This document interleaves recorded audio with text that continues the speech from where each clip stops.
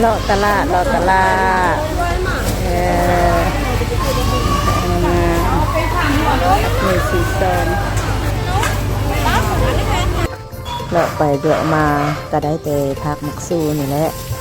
ก็เลยสิเอามาล้างสะอาดแล้วก็สิเฮ็ดเมนูขั่วผักมักซูมื้อนี้นะก่อนอื่นเฮาก็สิมาเตรียมวัตถุดิบนี่ก็บ่ได้ยุ่งบ่ได้ยากเนาะง่ายๆเอากระทุบๆกระเทียมเนาะแล้วก็ซอยมะเขือนี่ใส่น้อยใส่หลายก็ตามที่เฮามักเด้อหลังจากนั้นก็แม่น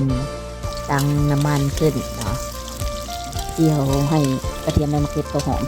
จากนั้นก็แม่นผักที่ล้างไว้สะอาดนั้นลงไปผัดให้เข้ากันเนาะอันน้ำมันหอยในอย่างนี้ใส่ไว้เรียบร้อยแล้วเด้อ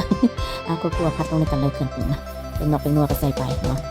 พัดเบิ่งผักสุกแล้วก็ถือว่าเป็นอันสำเร็จเรียบร้อยบานตักใส่จานกระเซฟซอย อาหารบ้านๆนะพี่น้องเด้อมาจังใดก็มาเซฟนี่กันแหละจังมือก็โศกสรรหาเอาเมนูแบบบ้านๆนี่แหละมาไว้สู่ฟังกินกระเซฟซอยพี่น้อง กินโคตรพักมักซูน้ำกันเด้อพี่น้องเด้อแซ่บ